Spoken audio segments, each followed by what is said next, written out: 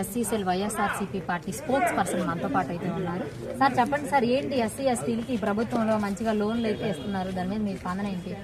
లోన్లు ఎప్పుడు ఇచ్చారో ఒకసారి అడగమనండి. అంటే రిలీజ్ చేశారు అమౌంట్లు అయితే ఎప్పుడు రిలీజ్ చేశారు?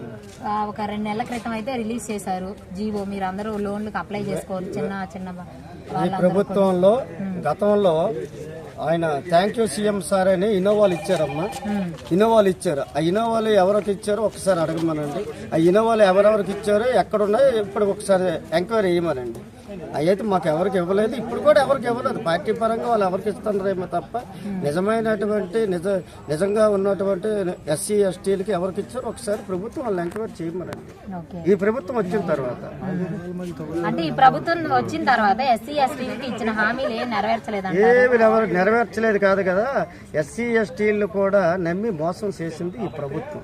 ఉదాహరణకు చెప్తున్నాను, ఈ ప్రభుత్వం వచ్చి 6 మాసాలు అయిన తర్వాత 15,000 కోట్ల విద్యుత్ భారాన్ని ప్రజలపై వేస్తూ 55% వినియోగదారులకి నడ్డి విరిచింది.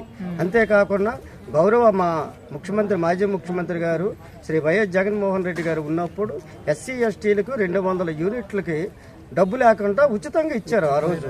ఈ రోజు ఇప్పుడు ఏదైతే ఇచ్చారు, ఎస్సీ ఎస్టీలు కూడా మీరు ఆ డబ్బులు కూడా కట్టండి అని ఇవాళ ఈ ఏయులు వీళ్ళే వచ్చి ఇంటింట్లోకి వచ్చి డిమాండ్ చేస్తున్నారు. కాబట్టి వీళ్ళు ఎట్టి పరిస్థితుల్లోనూ ఎస్సీ ఎస్టీలకి కపట ప్రేమ చూపిస్తున్నారు తప్ప ఎస్సీ ఎస్టీల మీదకి ప్రేమ లేదు ఈ ప్రభుత్వం. ఎన్డీఏ ప్రభుత్వానికి కులాల మధ్య తగులు కూడా పెడతారు వీళ్ళు. అది అంటే ఇప్పుడు మీరు విద్యుత్ ఛార్జీలు కానీ అన్ని పెంచారు అని అంటున్నారు, సంక్షేమ పథకాలు అమలు చేయలేకపోతున్నారు, రాష్ట్రాన్ని అప్పులు పాలు చేసి వెళ్ళిపోయారు కాబట్టి ఇవన్నీ అమలు చేయడానికి 1 సంవత్సరం సమయం అడుగుతున్నారు. 1 సంవత్సరం సమయం అంటే పాలనలో అన్ని సరిదిద్దుకోవడానికి 1 సంవత్సర కాలం టైం పట్టింది కదా. కాదు, మేము గెలిచిన వెంటనే నెరవేరుస్తాం సూపర్ 6 అన్నారు. ఒక 99 రూపీస్ కి మందు ఇస్తాను తప్ప తక్కింది ఏమి ఇవ్వలేదు. మందు ఏదో అన్నారు తప్ప ఇవ్వలేదు. అమ్మఒడి మేము ఇచ్చాము, ఆ తల్లికి 100 అన్నారు, అది ఇవ్వలేదు. నీకు 15 ఏదో అన్నారు, అది లేదు. తర్వాత ఇంకా ఉన్న బస్ ఫ్రీ అన్నారు, గ్యాస్ సిలిండర్ల గురించి అన్నారు, మరి అది కూడా లేదు. మరి జనాలు చూస్తున్నారు, ప్రజలు కూడా ఆలోచిస్తున్నారు.